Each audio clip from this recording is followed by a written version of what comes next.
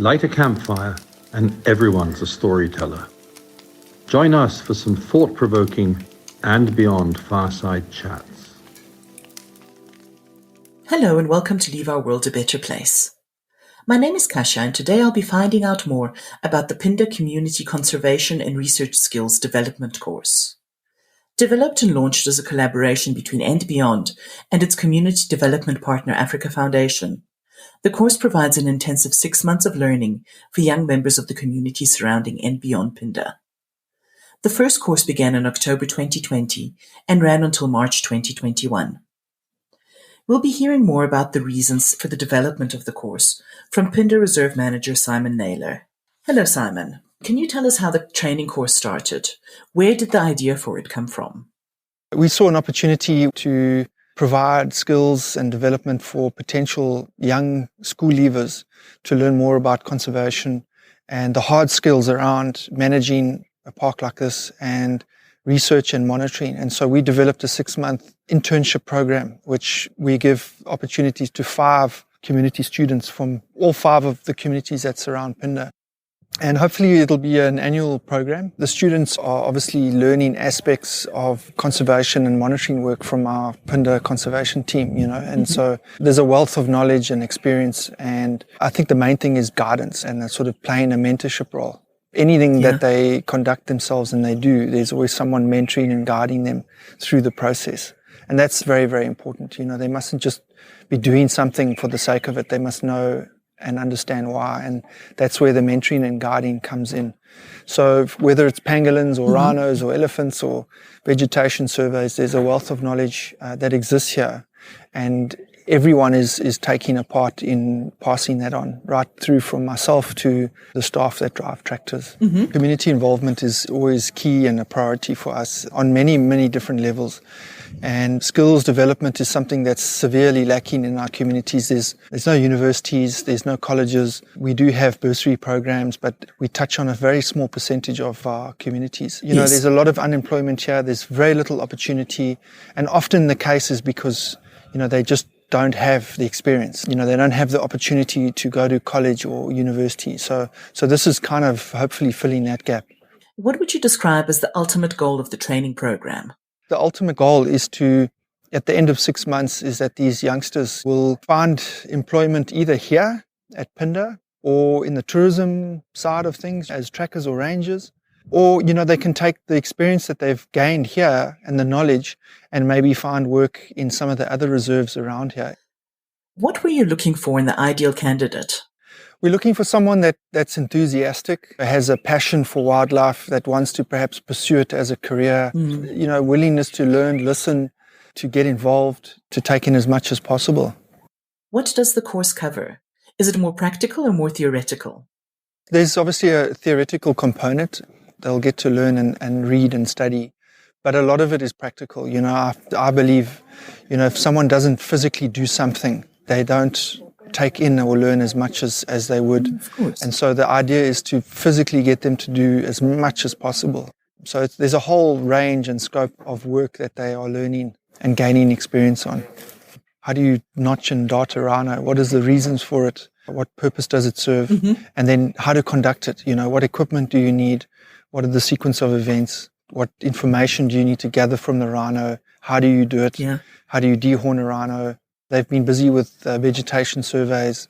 And I think the idea is also not just for them to physically do stuff, is really the reason behind it, and where does it feed into, and the decision making that stems from that monitoring and information. Anything that they conduct themselves and they do, there's always someone mentoring and guiding them through the process from our Phinda conservation team. And that's very, very important. They mustn't just be doing something for the sake of it. They must know and understand why. And that's where the mentoring and guiding comes in. Whether it's pangolins or rhinos or elephants or vegetation surveys, there's a wealth of knowledge that exists here. And everyone is taking a part in passing that on. In terms of some of the more practical work that the students do, we'd also like to hear a little bit more about the status of the conservation initiatives at Phinda. Can you tell us a little bit about the need for rhino dehornings? And what else is it that you do while you actually have the rhino tranquilized? What kinds of measurements and trackings do you do while you have that kind of access to the animal?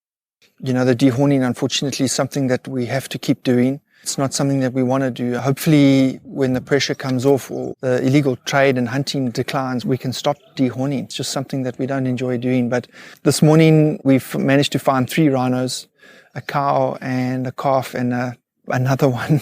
We could only do 2 at a time. We thought we did the cow and its calf, and there was one that stuck around. We had to shoo it off. And then we removed the horns. We trimmed the horns off and woke them up. It's definitely a deterrent. I mean, it's proven here and in other places that dehorning works.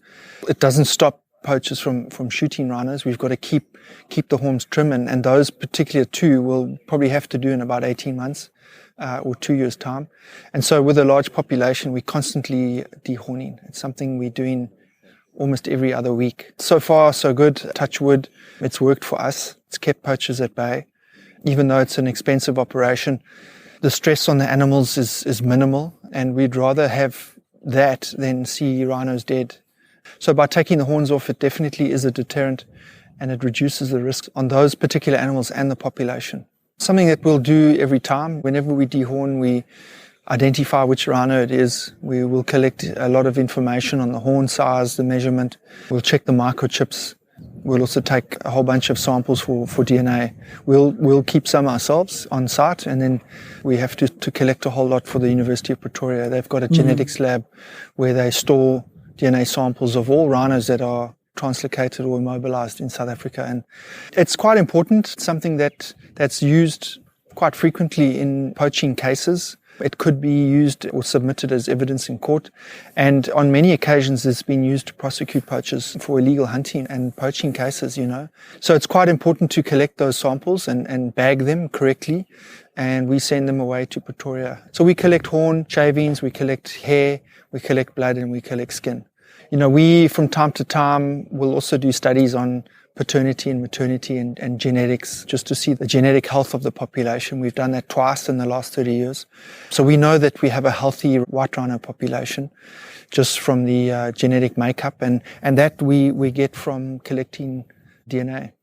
So we'll use it for that purpose as well. But primarily it's for forensics and just to have a genetic DNA database in one place, which is the University of Pretoria. You also have 2 elephant bulls on Phinda that have been translocated from Tembe Elephant Reserve in a neighboring Mozambique to diversify the gene pool at Phinda. Can you tell us a little bit about those 2 bulls? Yeah. So the 2 Tembe elephant bulls, they split up, they separated. They were never together at Tembe, so we didn't expect them to. We thought they might associate because they knew each other from there. But so they're in opposite ends of the reserve, and they've settled very well. They've obviously found food and water that's to their liking, and they have started to integrate with the current existing population. We haven't seen too much interaction. We know they have met up with the females, and there's been some association with other bulls. The greatest risk for us was them breaking out and trying to get back to Tembe, which is not far from here. They've obviously tested the fences, or they've walked along the fences in a few areas, and they've decided not to leave. Yeah, we'll keep monitoring them. They've both still got their collars off. We'll probably monitor them into the new year, and then we'll plan to take those collars off once we're happy that they've really settled and not a risk to leave the park. And we'll even use the data as well. We'll use that data for a PhD study here. But so far so good. They're really doing well. We obviously brought them right at the end of winter, and the older bull had lost condition, which is not unusual. It is possibly a sign that at Tembe there are too many elephants and not enough water holes. I think they were moving great distances there every day. Soon after they arrived, we had the spring rains, and the bush flushed, and so he's picked up weight. He's really in good condition now. And the other bull he was in good condition anyway. He had a slight wound on his rear end, and that's healing nicely. And that potentially is actually from another elephant at Tembe. So they're both doing exceptionally well, and we'll still monitor them closely. We check on them once a week. Yeah, it's been a success. Getting back to the actual course itself, why this course and why Phinda? What makes Phinda special is its position, where it's located. We are located in an incredibly diverse area.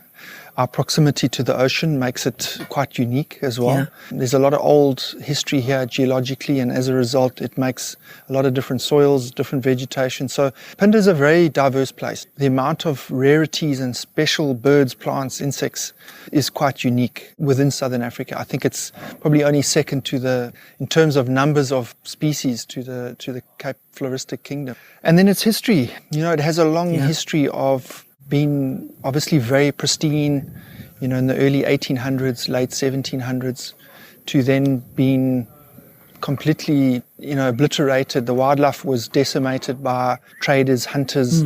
We then had the pioneers that arrived and tamed the wilderness, shot out all the game, destroyed all the habitat, planted sisal, cotton, brought in beef farming, hunting, etc., like that. So that is quite recent, 30 years ago. Communities here were expropriated from this land and now they own it. Obviously, the story of Phinda is the return of the wildlife. Ecologically, it's very, very special. It has an incredible story, returning of the wilderness from what it was. And that alone was quite unique. It was groundbreaking work back in the day. The model of returning wildlife, benefiting communities, bringing in tourism, that model was unthought of, unheard of back in the day. And now you look around, it's kind of a commonplace. Everyone has a private game reserve with a lodge. I mean, that never existed, and that started here. So I think those 3 or 4 factors make Phinda incredibly special. And also, as a business, the model must be able to fund itself. We mustn't be reliant on donors or government, etc. And so it's a privately funded operation, and that's quite unique. It makes it sustainable and a success story, yeah. What is the next step for the development of the course? I think it's to plan for the next one. We'd need to do some fundraising and then start the process again, the recruitment and the selection and the interviews. It's quite a lengthy process. So that's the goal. And if we have to refine the course, I think long term we'd like to get it accredited. And that's the plan. Next up, we'll be speaking to a young student who was one of the community members chosen for the course, Sibongiseni Sithole. Can you tell us a little bit about yourself? Where do you come from and what was it like growing up next to a reserve? I live at Mtugu. I live with my mother, my 2 sisters and my 1 brother. My dad passed away in 2017. So it's 5 of us and with the kids. I have 1 daughter and 2 sons. I was not born here, but I grew up at another place called Otaganeni. It's another section around Hluhluwe. So then we came here to Mtugu about 5 years ago. Yes. I'm happy being around animals, even big ones, small ones. When I was young, I used to go and hunt birds. We'll shoot them like for food. We eat them. But I was still young. I didn't know the conservation part. Yes. You understand? So that's why we were catching them, killing them, eating them. But now I can see that it was not a good idea. You understand? Yeah. So I think even those people who are doing that, they may stop. Yeah. Wow. Along Phinda Game Reserve, it's quite interesting. We see elephants, we see monkeys, baboons, even inyalas. Seeing those animals, I wanted to know more about them. Has conservation gone into your heart? Is it something that you love? I love conservation a lot. Do you think that living next to a reserve like Phinda is what made you want to get involved in conservation in the first place?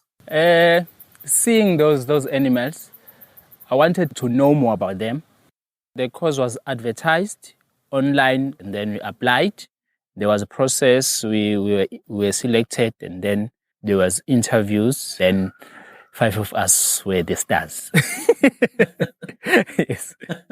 It's me from Dugu, 2 from Ngobokazi, 1 from Kwajobe, and 1 from Gwangwenya. Can you tell us a bit about what the connection between the reserves and the communities that live around it is like? There is a strong connection. If there were less people hired from the community, I think there would be a problem there. Because if my neighboring communities were not hired there, some people would go there, do poaching. But now, as they know it's their land. You understand? So they can't go and you can't go destroy your own thing. You understand? So that help a lot. What are the kinds of things that you learned on the course? Phew. And in that training, we're doing a lot. I can It imagine. covers everything. We can become a rangers or a field guide, and then we become the researchers, such as tracking of animals, where I want to find it in another section. We use telemetry to search for that animal. There is a beep sound that tells you the direction where the animal is. Then we go there. We're dealing with the cheetahs. We monitor them. There's one that we're dealing with, a female one. It was bought from another reserve. So we've been monitoring her. Mm-hmm. Were there any animals that you worked with that were a particular highlight? So we have done pangolins. They're very interesting, very interesting. They wake up at night. We are communicating with the WhatsApp group.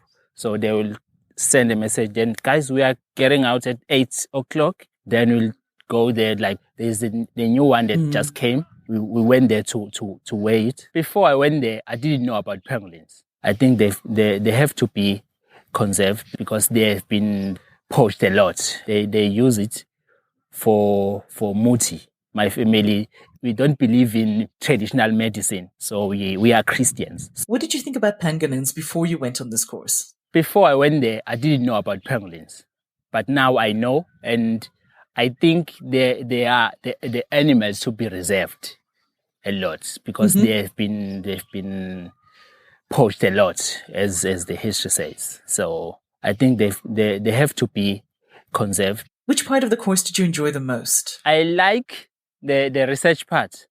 You take photos and then people will be like, wow, you're not scared of that. You see, so we drive along the elephants. They are big men with big tusks. You can pass here. I used to be scared, but now I'm no longer scared. I'm gaining experience. I like photos. I like taking videos too. So I'll take my phone and then. You see. What does it make you feel like when you see animals as big as the Tembe elephants that we were talking about with Simon earlier? Before, I used to be scared, but now I'm no longer scared. You can pass here. I like photos. I like taking videos. I'm no longer scared. So I'm happy being around animals, even big ones, small ones. Yeah. I like the research part because you deal with an animal, you touch the lion, you touch the cheetah, you take photos, and then people will be like, wow, you're not scared of that. You see, so even we walk, we drive along the elephants. People are scared of elephants. So I'm no longer scared because I'm gaining experience there. Fantastic. Yes. Having grown up in the community surrounding Phinda, has your idea of wildlife conservation and the reserve changed since doing this course? A lot of people inside the reserve. Many people there are from the community, and even the land that is used by the conservation is from these communities. So they are renting them. They know it's their land. You can't go destroy your own thing. My message to the community, just preserve whatever is there because everything belongs to us. It belongs to the world, it belongs to us. Nature was meant for us. Yes. To preserve it, to keep it. It's beautiful. Let's save it, let's keep it. Wow. And education is the key. Yeah. If you're not educated, you will be nothing. What do you hope to be able to do with your newfound skills and knowledge going forward? I thought you never asked. From now, 5 years to come, I see myself working in the conservancy. I would love to be in the research part or being a guide. It's been a short period of time, but I've gained a lot. This is just a start. I've even applied for doing the environmental management, the course for 4 years. So I'll be upgrading myself. I'm telling you. There's some other interests that you've been developing. Can you tell us a little bit about those? Yes. Okay, I have interest in computers. I've been doing videography. I play piano at church, for weddings, for parties. I I'm busy.